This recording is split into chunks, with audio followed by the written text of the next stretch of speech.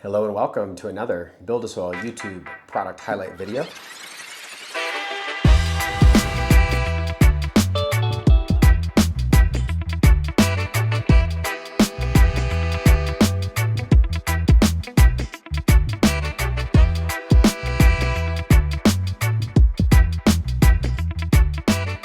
Today we've got a new grow light that we think is the most value for the money.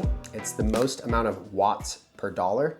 And so what I mean by that is a lot of times when you look at a really high-end grow light, if it's say 700 watts, it's usually over $700 or $1 per watt. Where this one's different. This is a 700 watt grow light and it's $375 with free shipping. We have them at buildasoil.com. We fulfill them right from here. And while this may not be the top end grow light, you can get two of them for the price of one. And so I think it makes a huge difference for a lot of growers that are trying to set up a space. Or this could be like a stair step light where you get this one and it really does a great job compared to what you might do by getting a weaker light. And then eventually you can make this your veg light and you can get a higher end light. That being said, some people will run this forever. And so it's totally up to your personality and your style. And so I want to discuss some of the pros, some of the cons, and we're going to compare all of our different grow lights, and we're going to grow plants under all the different grow lights. And part of why I'm doing this series, so to speak, is because I'm fascinated by this stuff, and I want to know if some of these lights and some of these new techniques work better than others. And I also want to make sure that when people are going to, say, Amazon and just buying their initial grow kit, I'd like to offer something better that, to me, hits the mark more accurately from what an experienced grower would set their friend up with, as opposed to just a fully branded package. And I was sharing my experience skateboarding. I grew up skating and my stepdad took me to get a skateboard. I think I had to earn it, like I ran a mile on the track or something and did some chores. And we went down, it was called Down the Hill because I lived in Lake Arrowhead, California. And we went to a sporting goods store instead of a skate shop. And they set me up with like an in-the-box skateboard. And I got home and turns out it was a Nash and kind of got made fun of. It had like the gravel for grip tape, the bearings sucked. It was a pretty bad experience. However, it made my experience getting that first reel setup and grip taping it and building it so much more valuable to me. And so instead of you having to go through that experience on Amazon and potentially buying some really cheap light and frustrating yourself by not having that quality or that yield that you should be getting for all the time you're going to invest in your grow, we want to grow with the cheapest professional setup and the most expensive and decide like, where's the line? What's really the difference? So let's get into it. There are tons of build videos on this light because it's super easy to build, but I need to build one anyways, and I feel like it'll give me an opportunity to show you what's in the box. So it's kind of an unboxing video. I'm going to build it here on camera because there's no tools required. They say it can take less than 5 minutes. I think it's going to take me way longer than 5 minutes because I'm going to be talking, but I want to show you how easy it is. And then when we're done building the light and I'm discussing a few of the components, because I have some notes here, I counted all of the different LED diodes on there because I couldn't find the info. I'm going to share with you the count of diodes, the mix, the color from what I can see. And then we're going to take the fully built light and I'll turn the camera off. We'll go over to our 4x4 grow tent and I'm going to set this up in a 4x4. And then I'm going to take my par meter and I'm going to get some PPFD readings at different heights. And then the other thing I wanted to do is throw this light at the top of my tent and then get a reading on the bottom just to see like, hey, in an average grow tent, if you do just put it at the top, what's the variety? Like where's the distance in there? Where are the numbers? And so we'll do that, have some fun with it. We'll do this for several other grow lights. If you're watching this right now, we've been carrying timber back in the day and eventually they became high grove lighting. And we've been pretty loyal, pretty exclusive. And there's a lot of reasons for that during the evolvement of LED lighting. And we really trust Dan over there. But I'm a passionate grower like you and I'm seeing the later technology and I want to try it all. And so we're going to be comparing the highest technology that we can find in the Cypress 6, Cypress 8. It has some green, some cool tech that we'll talk about later in that lighting video in a comparison. But it's like, does it really matter, all the latest stuff? Or could one of these cheap grow lights kind of go head to head, at least for the average grower? And so that's a lot of what we're going to find out. And we will be just sharing what we think is our favorite part about some of the lights and some of the worst parts. And to me, as a business owner, I just learned so much better by getting my hands on these and growing with them and realizing they're expensive. If I can share our experience with it, then maybe you don't have to buy all these lights. And we're not a lighting company. So, grow lights have very little margin for the reseller. So I just don't have a very big vested interest. I don't have like a horse in the race, other than my loyalty to Dan at Highgrove because of his support over the years, his excellent customer service, and the fact that all of my lights are still working. I have all these models here. So here's one of the original cypresses. Still love this light, thin strip model. I've got some board models. The reason I'm sharing all this with you is we used to sell Mars back in the day when they were blurple. We literally had a guy here whose job was to solder the chips back on the boards when they'd burn out because they all would. And it was a nightmare, but we were leaning into that tech because a lot of growers were having better results with controlling their environment in these small, weird situations than they were trying to use CFLs and T5s when they couldn't have the heat or the electricity of some of these bigger 600s and 1000s. And so through this evolution over the last 15 years, learning about grow lights and having experience growing under so many of them, I feel like maybe my experiences would lend themselves to the situation where I can help hone in which grow light might be best for you, and at least certainly compare the ones that we're gonna offer, because we always wanna back up with real world experience what we offer to customers, so that I can be confident you're gonna have really good benefit from it. So let's get started, speed up the process here. I'm gonna open it, show you what's in it, then I'm gonna talk about it as I can show you the strip, what's on it, then I'm gonna build it. So let's get it done. Cut these straps off. Comes packaged pretty nice. We are gonna wrap it so that when it ships to you, it won't have this LED grow light written all over it. We'll cover that. If you're exceptionally concerned, obviously you can put a note in there that says please ship discreetly, but we focus on everything being shipped discreetly. Okay.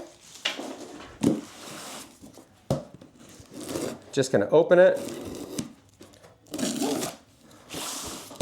Okay. Okay, so as soon as you open it, it says remove the diode covers after hanging.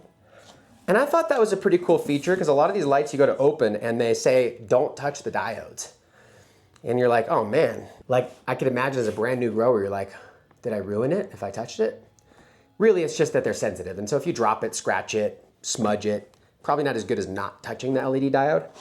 They can be a little bit sensitive, but they come with this plastic cover on here and you just remove it when you're done hanging the light. And it's especially helpful because these are really thin. It's like the thinnest LED I've ever seen in my life. And there's gonna be some critics of that because although thin and light is really cool, there typically needs to be a certain weight of metal to allow the dissipation of the heat. However, this one is DLC listed.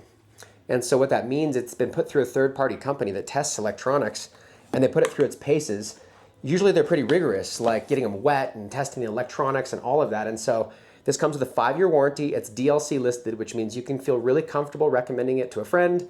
It's safe. You don't want to have something burn a grow down or get extra hot and cause issues or not be third-party verified. And so one of the ways we look at this is when you're going with some really cheap grow light, you really want to make sure that you have some third party overlooking that. When you get to the high-end grow lights, you're looking at the components. If you're looking at a quality heatsink, a branded LED diode, you can be confident in all of the third parties that have investigated all of those and have a quality build. But these are a patent pending LED, so it's not a Samsung, it's not the new Evo chip, but who cares? It's $375, and from what I'm hearing from growers, they crush. And so what we're giving up in some of the quality here, we're gaining in some of the value as far as cost, if that's the most important thing. So out of the box, I'm gonna pull everything out right now, and then we'll talk about it. It's got the 2 parts of the frame with the eye hooks, and this is where we're gonna connect everything. It doesn't take any tools. And so let's go a little faster here. I've got 4 strips right here. Got the power supply and the hardware and the bracket for mounting the driver, which you can mount it. There's enough cord here so you can do it remotely, or you can just mount it on top like we're gonna do. The manual, so everything's here. And then the build instructions, if you don't want to watch this video, they're so easy. You can just look at the pictures. Otherwise, if you like watching a video, I'm going to go through it all right now. Let's get the rest of these out. Okay, and then this is the driver here, and so it's branded. It's the LED driver for this particular light. It's the 700 watt. I believe when you plug this into a kilowatt, you're gonna get about 730 watts when you're running it. So you can look up all the specs. It's 120 volt to 277. It's 6.9 amps max. That's gonna be on 120. And then on here they have listed 2.7 U-moles. So this is like the efficacy of the whole grow light, not just this driver. They're kind of putting some advertising on it. It looks similar to some of the other drivers, right? But it's not a branded one. So I don't know if it's a Meanwell or Inventronics or whether it's their own construction. They do have a 5-year warranty. And so obviously, if you have a warranty, you want it to be a reputable company that you know is going to be around, and FLORAFLEX is one of the biggest in the industry. And we've carried a couple of their products. They've been really nice to work with behind the scenes. They've got a very professional business operation. So that's helpful as well. So I've got some specs that I just typed up because I went through it. I like to just go through things methodically. Helps me. This one is DLC listed. You can look that up. And the idea is that it saves money and reduces waste because it's really lightweight. It's like a 25-pound light. And the cost per watt is really low. It's 51 cents per watt, which I did find kind of funny because if you take the $375 and the 700 watt light, that's not 51 cents. That's like 53 point something. But when you take the 730 something watts that it pulls and then divide that out across the cost, you get it. So it's like, obviously you're gonna use the max number of efficiency anywhere you can, but they're claiming 51 cents per watt, which is not what grows the plants, right? But it's an important comparison when you're comparing cost. All right, now let me pull one of these off so you can see. So that's what it looks like. And so you can see that there are the 3000K and the 5000K spectrum on here. And so that's gonna be the warm white and the cool white, full spectrum. And then every once in a while you have a deep red or a far red. And so that's going to heighten the red of this. And so normally full spectrum is about 3500K. A lot of grow lights are sold there. And then later came like the Evo diodes, which are out now, and they're a little more blue, and then you put the red in there. And so you can balance it out in that way while still taking advantage of some of the latest breakthroughs in science. And I find it fascinating. And so you could do more research on that stuff, but just know that it does have some of the newer tech, not all of it. There's no brand on the LED here, but it looks like it's pretty nice. It does not have a big heat sink, but when I'm running mine and I get like a just laser temperature, it's 116 degrees on here, which is very safe. It feels cool. You can touch it, it's not bad.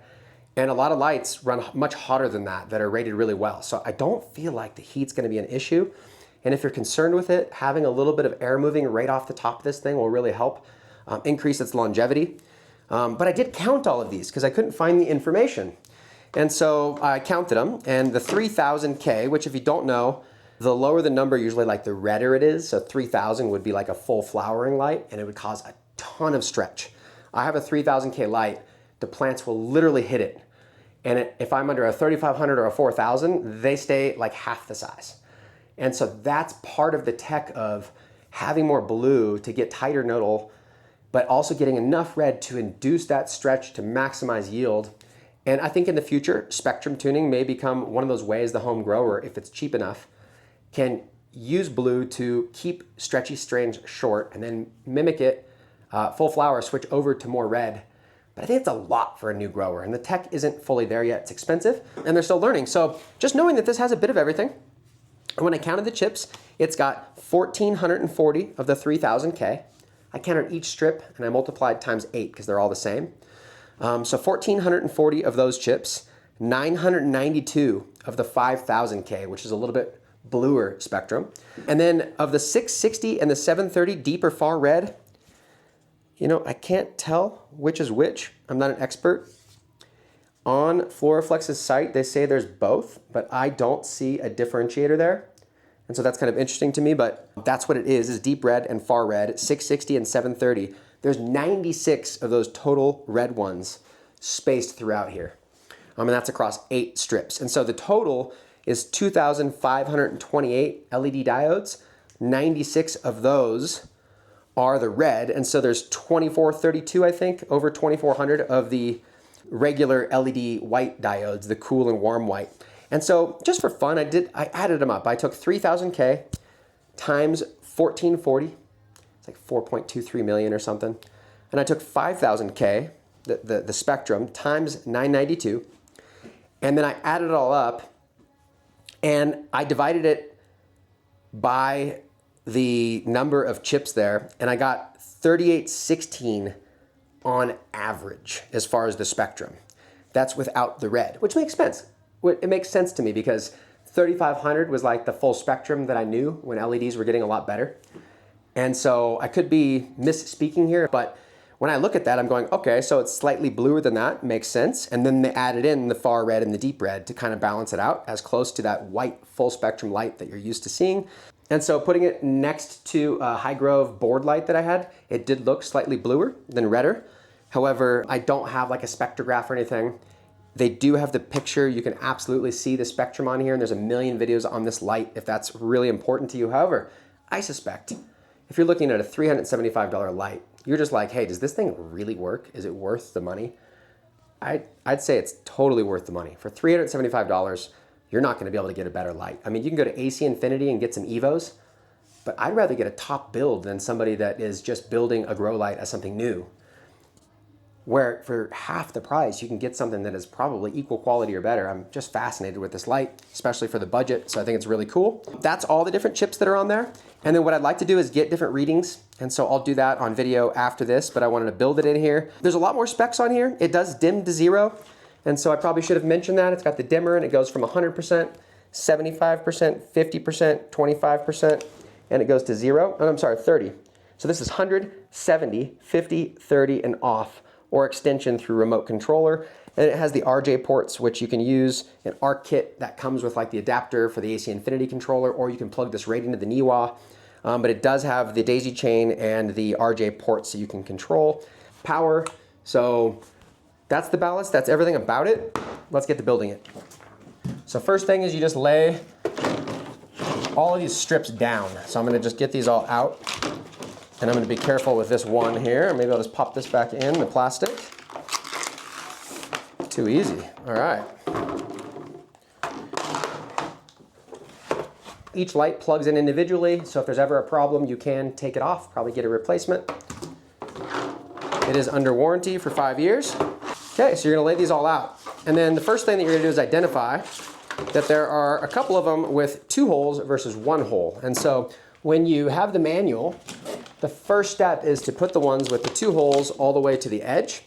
And so it says locate the 4 end piece diode bars, each with 4 screws on the back, and position them at slots 1, 2, 7, and 8. So 1, 2, 7, and 8. So you can see there's 4 screws on here versus some of them have the 2 screws. And so we're gonna put a 4, and then over here the same, 4 and a 4. And then that sorting is now done. And then the next step, which is right here in this little manual, is to put these bars on. And so we're just gonna go ahead and do that. And you wanna have the eye hooks up, obviously, because this is how the light is going to be hung. And then you can see that the holes on here now match, where there's the 2 screws on the ends for the end of the frame. And this just takes a second to line them up. Be patient. Just do it like this. I've built one, but it's not like I'm an expert or anything. So obviously you're just gonna have to fiddle with a little bit.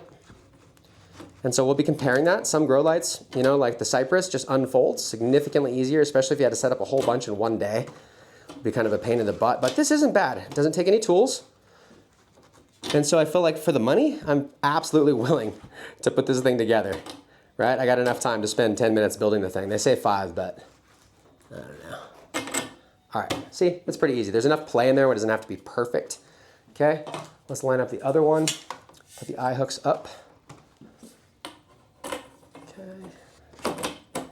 Okay, that's easy. Now, it's a really simple design. It's super lightweight. I'm very impressed by it, but some people that really like build design and stuff, they may get frustrated with the quality level, but I'm like, man, it's not a car you're driving. You just hang the light and it just chills out. So as long as the LED diodes last, and as long as it's safe, and as long as it produces the PPFD that we're looking for of a full spectrum light, I mean, we should get really good results. So other growers have really talked highly of this light, so that's encouraging to me as well. And so it comes with all of these wing nuts, which will probably just speed up the video here. You could absolutely just go get a box of these. Instead of wing nuts, just get regular nuts, and you could just use a drill and put it on its lowest setting so you don't damage anything, because obviously you don't want to over tighten it. And you can make it a lot faster if you're doing several, but I feel like this makes it so easy. You don't need any tools. I can see why they did it. So I'm just going to get this done, and then I'll set up the rest of the light.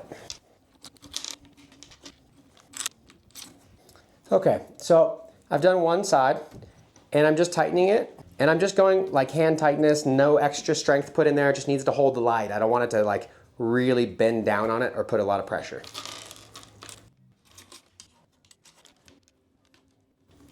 All right, that's too easy. Pretty cool grow light. Really light, it's insane, especially if you like remote ballast it. This is so light, pretty wild. Okay. So I've done that part. It also comes with a kit to hang to a unistrut, which would be like a commercial grow, spring loaded with some screw adapters, so you could remote ballast hang it. Otherwise, most of us would just drill it to the wall or something. So not really a big deal. Comes with that stuff. Looks like it came with a couple extra wing nuts just in case. Also, if you're having trouble threading those, I always like to go backwards for a little bit until it seats and then go forward. So counterclockwise till it seats and then go clockwise. Sometimes if they're a little finicky, that helps. Otherwise, it's pretty dang straightforward, okay? Next, I've got the connection screws you'll see right here, and that's to connect the ballast. And I've got the actual brace that's gonna hold it if I wanna mount it onto the light, which we're gonna do.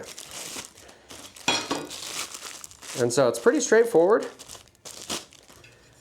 It's got some hooks on it, and it's gonna hook in place so it can't fall out. And then when we attach the ballast, it'll hold these from sliding so they're locked onto the light frame, which makes it easy to move around. And since it's gonna go on the top, you can see right here, it's pretty sturdy, actually, even though it seems so thin. These are the holes where the ballast is gonna mount to as far as the frame. And so let's see here. Go like that. I think we're gonna do the first one first. We'll actually attach it. It doesn't really matter which direction. In my tent, I'm gonna have the input from the wall coming from the back, and really any direction, it doesn't matter. I just like to think about those things a little bit. I can see the screw holes, the two of them, where it's gonna go. And so this one, to make it easy, you can actually just do right here.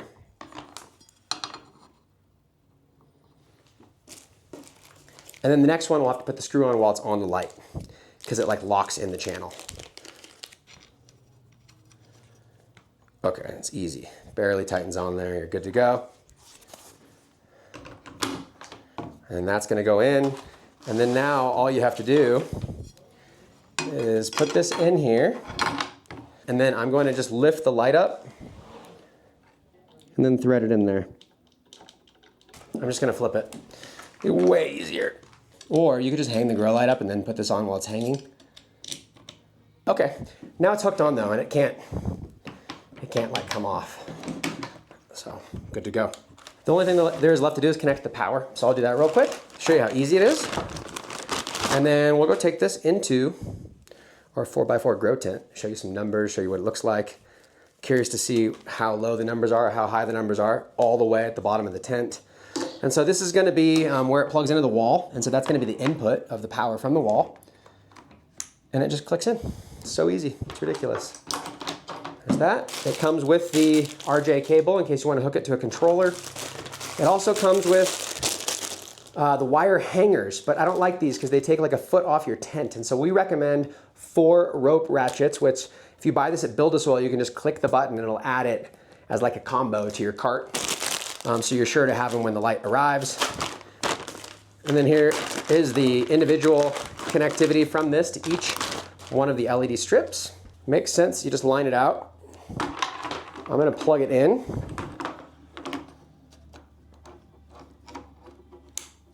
Click. And then this, you can put over the pole, you can just kind of have it hanging up here, but they give you this extra length in case you want to remote ballast it. Otherwise, it's not really an issue to have the extra cable length up there. And so this just pushes straight in. And then they're not perfectly tight because that way it creates even tension. There's a little bit of extra length between each. It's designed that way. And they just plug right in. And then if you have any issue, you just disconnect it. And then you could take it up via warranty, and hopefully there's no issues, right? But out of thousands of units, I'm sure there will be some that over time have an issue. There we go. It's fully built. All we have to do is plug it in, turn it on the potency that we want based on the PPFD readings and the plants you're growing. And if you don't know about that stuff, we've got a whole YouTube channel dedicated to actually growing the plants. This is just a product highlight function that we do as part of getting the job done.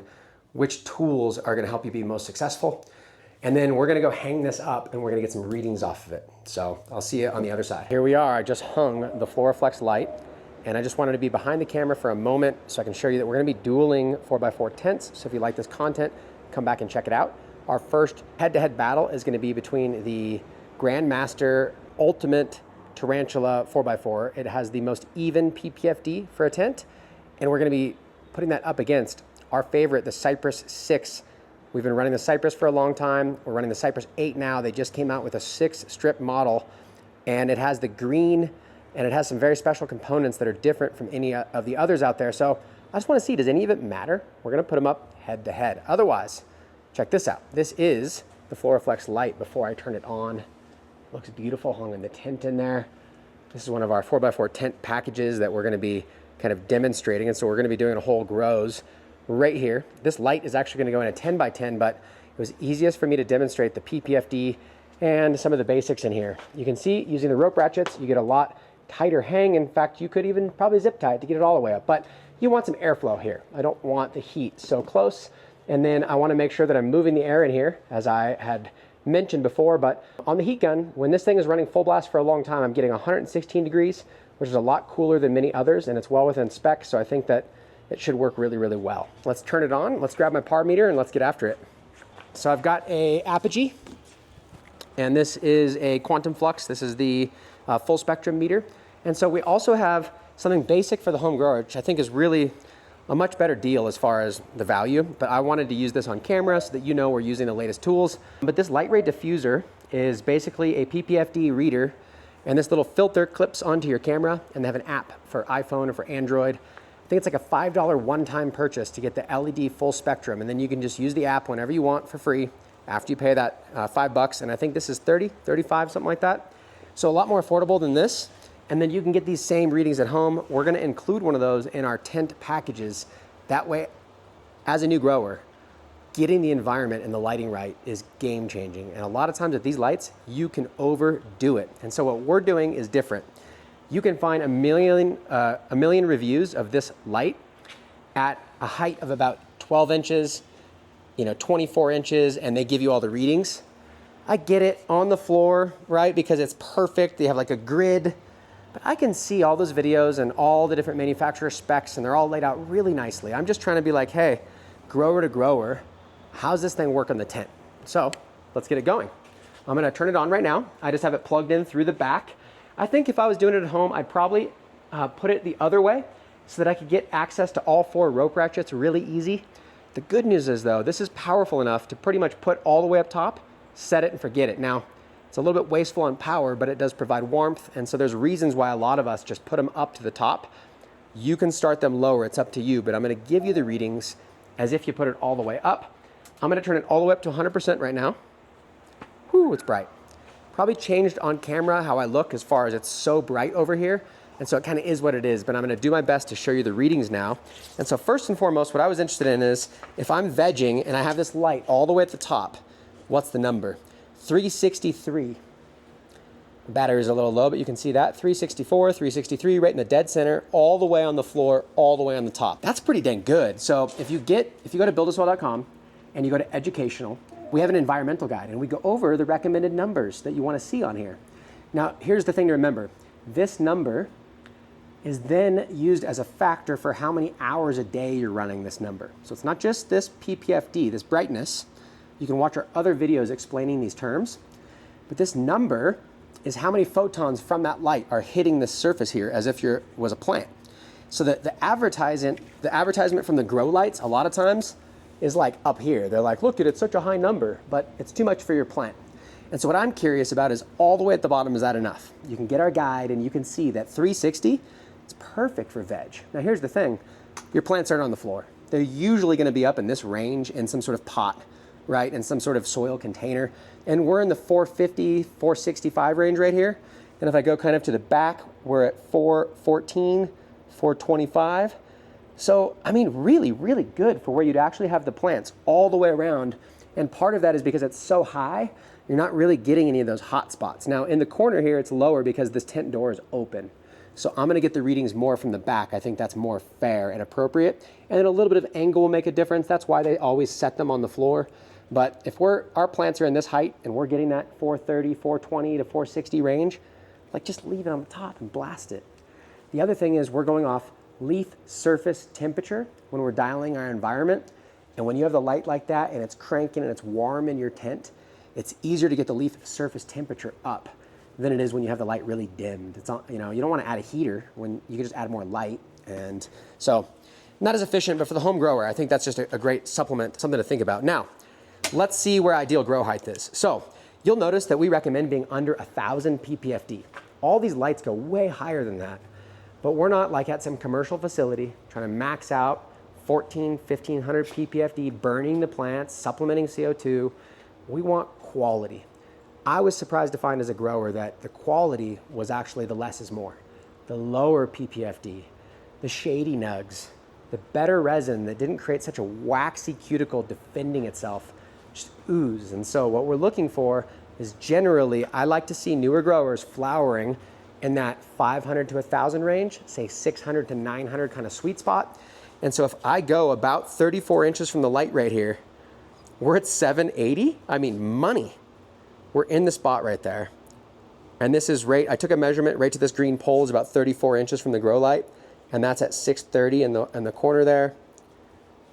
Okay, we're at 611, depending on angle, 590, 600 something, so pretty even.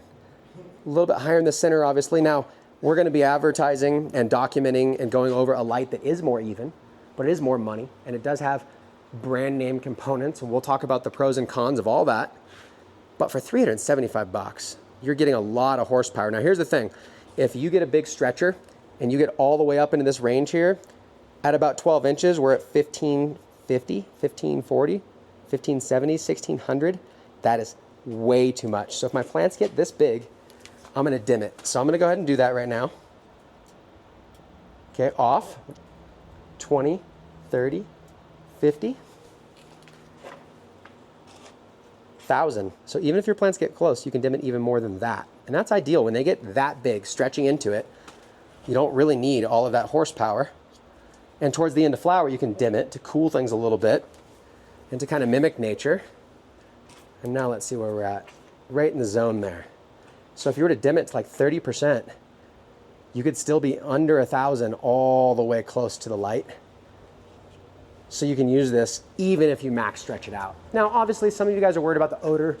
You might have like a charcoal filter here, but that makes it even more important that when you're missing that much space for your filter because of the odor, that you have a light that you can kind of dim and work within that spectrum. And of course, if you've got it plugged into the RJ port and you've got the Type A connector for the AC Infinity, you can control it right there on the touchscreen. You can control it on your app. And that has built-in dimming functions because it's an actual controller, where I've used the Niwa a lot, and that's really good. It just does on and off. I don't really need to like remote dim things. It's not been a function that's high on my list, but I like to mention the differences in case you're shopping. And so that's part of why we think having a controller is helpful, is that you can program different things based on the environment. But for now, you know, 100% all the way to the floor. It's perfect for veg. If it's too hot, it's the summer months, absolutely. You could put a table in here, put your plants up a little higher. You could drop the light all the way low and you could dim it. But where it really counts, in like a bedroom or somewhere where you have environmental control, you're gonna want that extra little bit of warmth. Instead of the 68 to 72 degree house, these things crush and they grow really fast in a humid environment. In the 80s, that way your leaf surface temperature is in the high 70s and you're just gonna see them run like 3 times as fast of a veg. So that's part of our recommendation. But so far, that is the FLORAFLEX light. I'm very impressed with it. We did talk about in the build about the number of diodes and all the stuff, so you can rewind if that's of interest to you. Otherwise, there's tons of documentation on this light. But what I wanted to do is just as an authentic grower, someone who's done this for a long time, share my experiences with you. And so we're actually gonna run some plants under it. I'm gonna move it over some plants that I have going right now, and we're gonna flower under it right away so we can get some updated information. Otherwise, like I said, if you like this stuff, we're gonna be comparing other grow lights, doing more videos, and just hit the subscribe button, comment in here, we'll do FAQs. I may have skipped over something here, and so if you have a question about the light or any grow light, I'd love to answer those questions for you, not as a science expert, but as a grower who just uses these things and can share with you my real experience and some of the science that I've been able to pick up over the years. So thanks for following. For $375, having a full spectrum LED grow light that is this big, that has that even spread all the way across your tent, and that with the dimming function, you can get really close in case you're maxed out on height. I think this is gonna be one of our better selling lights, especially when people are on a budget or looking to get several grow lights. A lot of bang for your buck here. If you like videos like this, go ahead and subscribe to the channel. It really helps because we are age restricted on most videos, and that causes us to lose like a lot of the YouTube benefits. And so it helps when we have more subscribers. And if you like this type of content and want to learn how to grow the plants underneath it, check out the rest of our videos. Otherwise, until next time, stay loyal to the soil, and I'll see you on the next episode.